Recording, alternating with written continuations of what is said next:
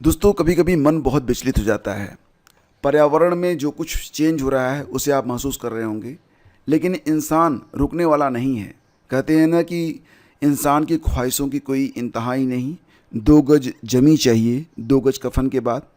हसदेव जब उजड़ा गया, जिसका क्षेत्रफल लगभग 1,70,000 हेक्टेयर था, मतलब लगभग 1800 वर्ग किलोमीटर में यह जंगल जो था वो फैला हुआ था, उजाड़ा गया। 1800 वर्ग किलोमीटर, आप समझ रहे हैं ये कितना बड़ा एरिया हो सकता है। और अब हैदराबाद से जो खबरें मिल रही हैं, ये भी बहुत ही चौंकाने वाली खबरें हैं, बहुत ही मन को विचलित करने वाली खबरें हैं। खबर है कि 400 एकड़ में फैले इस जंगल को, जिसका नाम है कांचा गची, अब इसको यहाँ पर काटा जा रहा है। तमाम जानवर जो हैं वो विस्थापित हो रहे हैं और न जाने कितने ऐसे जीव हैं जो अकाल मृत्यु को प्राप्त होंगे। क्या इसका हर्जाना इंसान नहीं भरेगा? आने वाले समय में डेफिनेटली प्राकृतिक आपदाएं सर उठाएंगी और इस कदर उठाएंगी कि सारा विकास 1 मिनट में अगर प्रकृति चाहेगी तो भरभरा कर सब कुछ गिर जाएगा। खैर, मैं बस यही प्रार्थना करता हूं कि इंसान को सद्बुद्धि है, वो इकोसिस्टम को बर्बाद किए बिना अपनी बुद्धि का इस्तेमाल करे और अपनी ज़िंदगी को बेहतर बनाने के लिए जो और रास्ते हैं उस पर विचार करे। कम से कम इन जीव जंतुओं का जो आवास है उसको तो नष्ट ना करे। दोस्तों, आज 7 अप्रैल है। आइए शुरू करते हैं आज के दैनिक रोजगार समाचार। सबसे पहले तो हम बात करना चाहेंगे, जैसा कि आप लोग जानते हैं कि यूपी में टीजीटी और पीजीटी की परीक्षाएं अपने तय समय पर हो रही हैं। तो यहाँ पर मैं आपसे कुछ बताना चाहूँगा कि आप अपनी तैयारी को धार कैसे दे सकते हैं। जैसे कि आप ये जानते हैं कि असिस्टेंट प्रोफेसर की जो परीक्षा है 16-17 अप्रैल को हो रही है। टीजीटी की परीक्षा 14-15 मई को होगी और पीजीटी की परीक्षा 20-21 जून को होगी। असिस्टेंट प्रोफेसर में 60 नंबर का जीएस आता है। 30 प्रश्न आपके जीएस से आते हैं। तो इसकी तैयारी के लिए अब प्रैक्टिस सेट आप इस्तेमाल में लाइए, यानी कि क्लस्टर मेथड, जिसमें जितना भी सब्जेक्ट है सारे सब्जेक्ट अब आप एक साथ उसको पढ़ सकें। और जो टॉपिक आपको लगे कि इसके बारे में आप नहीं जानते हैं तो उस टॉपिक को आप इंटरनेट पर अपनी किताबों में सर्च करें, पढ़ें और उसे तब तक पढ़ें जब तक कि वो आपको याद ना हो जाए। ठीक है, तो क्लस्टर मेथड का इस्तेमाल करके आप जीएस की अच्छी प्रिपरेशन कर सकते हैं। इसके अलावा अगर आप चाहें तो माइंड मैप और चार्ट का उपयोग भी कर सकते हैं। यूट्यूब आपके पास है, आप चाहें जो टॉपिक आपको समझ में नहीं आते हैं उस पर कोई एनिमेटेड वीडियो अगर उपलब्ध है अच्छी क्वालिटी का तो उसको भी देखें, या फिर कोई अच्छा लेक्चर है तो उसको देखें। ये चीज़ें लंबे समय तक आपके दिमाग में बनी रहती हैं। और जिस भी परीक्षा की आप तैयारी कर रहे हों, उस तरीके के जो एस्पिरेंट हैं, जो अभ्यर्थी हैं, उनसे आप संपर्क जरूर साधें, क्योंकि ये दोनों लोग जब मिलते हैं आपस में ना तो कुछ नई चीज़ें मिलकर सामने आती हैं। अगर आपके आसपास कोई ऐसा व्यक्ति नहीं रहता है तो फेसबुक पर, सोशल मीडिया में कहीं पर भी आप कनेक्ट जरूर हो जाएं, जहां पर आपके तरीके के लोग जो हैं वो परीक्षा दे रहे हों। इससे आपको प्रिपरेशन में काफ़ी हेल्प मिलती है।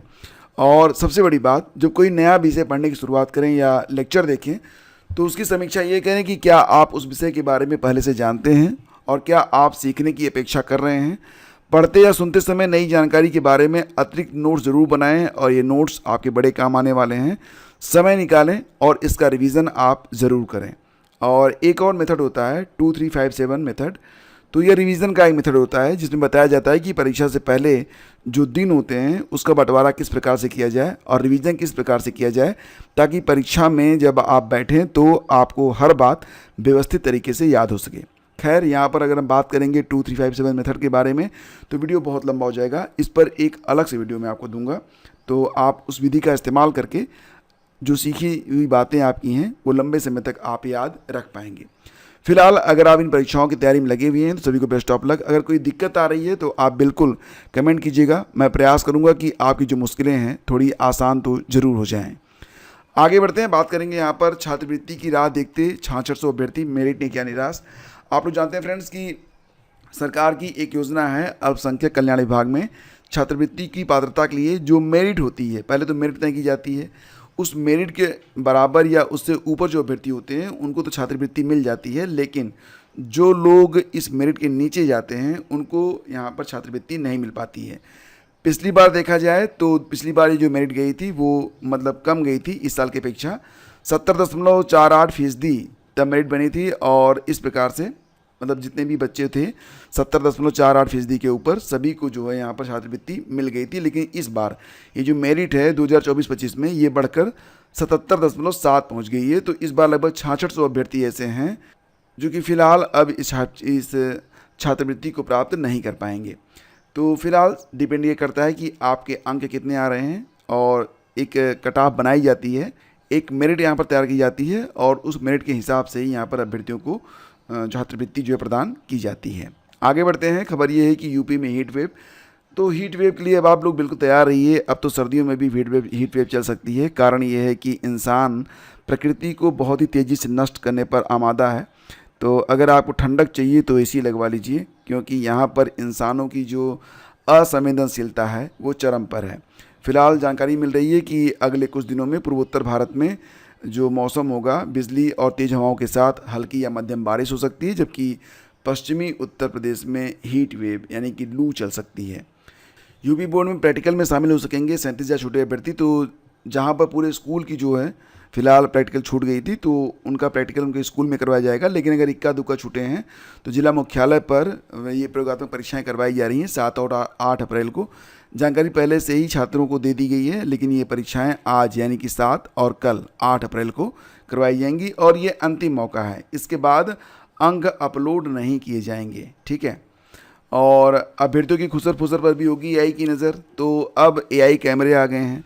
जब आप कोई मोमेंट करेंगे तो उस समय वो उसको नोटिस करेंगे। जब तक आप कोई मोमेंट नहीं करते हैं तब तक वो नोटिस नहीं करेंगे। कोई अभ्यर्थी अपनी सीट पर नहीं है, 10 मिनट से ज़्यादा वो गायब है, तो भी इसकी रिपोर्ट जो है वो कंट्रोल को भेज दी जाएगी और फिर जानकारी ली जाएगी कि आखिर ये अभ्यर्थी 10 मिनट से ज़्यादा समय तक अपनी सीट पर क्यों नहीं है। इसके अलावा अगर आप खुसर फुसर करते हैं, आसपास देखते हैं, तो वो सारी चीज़ें। खैर एक बात तो तय है कि एआई आधारित जो कैमरे हैं वो इंसानों से कहीं ज़्यादा बेहतर तरीके से निगरानी कर सकते हैं, लेकिन ये उन एक्टिविटीज़ को भी नोट कर सकते हैं जो कि हो सकता है संदिग्ध ना हो। जैसे कि मान लेते हैं किसी कारण से अगर कोई अभ्यर्थी लैट्रिन बाथरूम जा रहा है, 10 मिनट ज़्यादा समय लग रहा है उसको, तो उसको भी ये लोग रिपोर्ट करेंगे, फिर उससे भी पूछताछ यहाँ पर होगी। और अगर मान लेते हैं कि आप आसपास देख रहे हैं तो उसको भी, यानी कि हर वो गतिविधि जो कि संदिग्ध हो सकती है उसको नोट करेंगे और उस अभ्यर्थी को रिपोर्ट करेंगे, ठीक है। तो ये व्यवस्था अब से यूपीपीएससी के द्वारा लागू की जाएगी। हालांकि ये व्यवस्था 22 दिसंबर की यूपीपीएससी प्री 2024 की परीक्षा में लागू भी थी। अग्निवीर भर्ती की सामान्य प्रवेश परीक्षा के लिए पंजीकरण 10 तक। तो सेना भर्ती कार्यालय आगरा के तहत अग्निवीर भर्ती की सामान्य प्रवेश परीक्षा के ऑनलाइन पंजीकरण 10 अप्रैल तक होंगे और 2025-26 से ऑनलाइन सामान्य प्रवेश परीक्षा और रैली के आयोजन में कुछ बदलाव किए गए हैं। तो भर्ती रैली वर्ष के अंत में होगी। मध्य कमान के जनसंपर्क अधिकारी शांतनु प्रताप सिंह ने बताया कि सामान्य ड्यूटी, अग्निवीर तकनीकी व अग्निवीर की भर्ती के लिए ऑनलाइन पंजीकरण गत महीने यानी कि पिछले महीने से चल रहे हैं। 17.5 से 21 वर्ष आयु वर्ग के अभ्यर्थी पंजीकरण के पात्र हैं और अग्निवीर तकनीकी ट्रेन में प्रवेश पाने के लिए पॉलिटेक्निक या आईटीआई डिप्लोमा होना जरूरी है। परीक्षा में शामिल होने के लिए आप ये जो वेबसाइट है joinindianarmy.nic.in पर जाकर ऑनलाइन पंजीकरण आपको कराना होगा। इसके बाद एडमिट कार्ड आएंगे और इस वर्ष से अभ्यर्थी अपनी पात्रता के आधार पर अग्निवीर प्रविष्टि की किसी भी 2 श्रेणियों के लिए आवेदन कर सकते हैं। इसके लिए उन्हें अलग अलग फॉर्म भरने होंगे। शारीरिक फिटनेस टेस्ट और शारीरिक माप परीक्षण पास करने वाले अभ्यर्थियों का परीक्षण किया जाएगा। और इसी के साथ फ्रेंड्स यहाँ पर यह भी है कि आगरा कार्यालय के तहत आने वाले अलीगढ़, एटा, इटावा, फिरोजाबाद, हाथरस, जालौन, झांसी, कासगंज, ललितपुर, मैनपुरी, मथुरा व आगरा जिलों के ही अभ्यर्थी इसमें शामिल हो सकते हैं। और परीक्षण उत्तीर्ण करने वाले अभ्यर्थी मेडिकल परीक्षा और आगे की भर्ती प्रक्रिया के लिए पात्र होंगे। तो ये जानकारी निकल के आ रही है अग्निवीर भर्ती के लिए। और ये भोजन आप देख ही रहे हैं।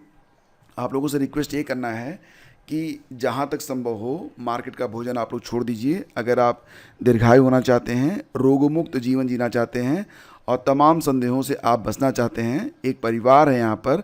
तो पंजाब में नवरात्रि का व्रत खोलने के लिए ढाबे पर गया था परिवार और वेज खाने में उनको नॉनवेज दे दिया गया। मतलब उसमें क्या था कि हड्डियाँ निकल रही थी, वेज खाने में चिकन की हड्डियाँ निकली। इसकी शिकायत पर ढाबा मालिक ने पहले तो कहा कि ये हड्डियाँ चिकन की नहीं सब्जियों की हैं, अब सब्जी में हड्डी बता रहे हैं। तो मतलब बाद में उन्होंने माना, लेकिन प्रयास ये हो कि आप घर पर खाइए, शुद्ध खाइए। तो फ्रेंड्स ये थी आज की पूरी update. Thank you so much for watching the video. अगर सेशन आपको पसंद आया तो लाइक और शेयर कर दीजिएगा। शेष अगले वीडियो में। धन्यवाद।